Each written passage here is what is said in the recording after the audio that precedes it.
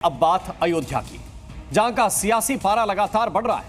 उपचुनाव की तारीखों का ऐलान नहीं हुआ है, लेकिन बीजेपी और समाजवादी पार्टी के बीच संग्राम 7वें आसमान पर है।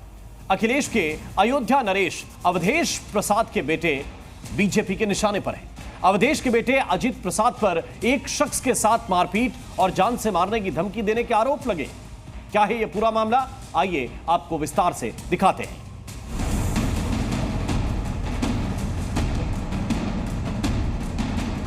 हम अयोध्या से लाए हैं उनके प्रेम का पैगाम।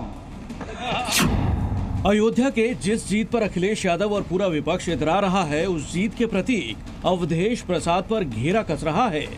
आरोपों के केंद्र में अखिलेश के अयोध्या नरेश अवधेश प्रसाद आ गए हैं। अखिलेश यादव समाजवादी पार्टी के सांसद को सिर आंखों पर बिठाए हुए हैं और गाहे बगाहे बीजेपी के खिलाफ ट्रम्प कार्ड के तौर पर इस्तेमाल करते रहे हैं।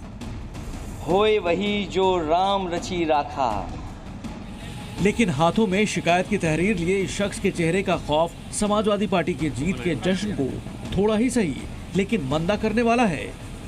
वो भी तब जब मिल्कीपुर में बीजेपी जोर लगाए हुए हैं। अयोध्या की हार का बदला बीजेपी मिल्कीपुर जीतकर लेना चाहती है। पहले आपको मामला बताते हैं। दरअसल अवधेश प्रसाद इस बार अपने बेटे की वजह से चर्चा में हैं। उसी बेटे की वजह से जिसे अखिलेश यादव मिल्कीपुर से मैदान में उतारने का मन बनाए बैठे हैं। अवधेश प्रसाद के बेटे अजीत प्रसाद पर आरोप है युवक के साथ मारपीट की, जबरदस्ती घसीटकर गाड़ी में बिठाया, युवक के सिर पर पिस्टल लगा दिया, जान से मारने की धमकी दी है।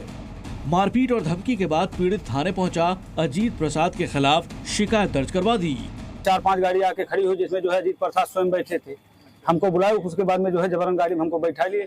उसके बाद हमको लेके गए रिकाबगंज चौराहा झारखंडी के पास। वहाँ से फिर लौटाने के बाद जो है मारने पीटने लगे। जो है गाड़ी में लौटाने के बाद लेके आए हमको तहसील के पास। तहसील के आपको कितना मारा है? 4 से थप्पड़ मारे। हमको केवल दहशत में लाने के लिए मारे, लेकिन जैसे थोड़े थोड़े में ही मामला बड़ा होता है।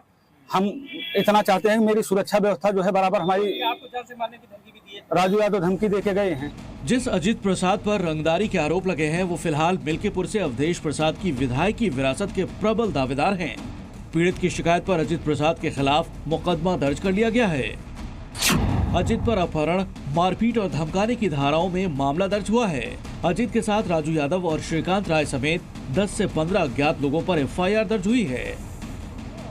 अयोध्या से सांसद चुने जाने के बाद अवधेश प्रसाद दूसरी बार विवादों में फंसे हैं। इससे पहले उनके करीबी SP नेता मोईद खान पर नाबालिग दलित बच्ची से रेप का आरोप लगा था, जिसके बाद मोईद के अवैध निर्माण पर बुलडोजर भी चला था। 19 सितंबर को CM योगी मिल्कीपुर में थे, जहां उन्होंने महिला सुरक्षा और लॉ एंड ऑर्डर पर SP को घेरा था।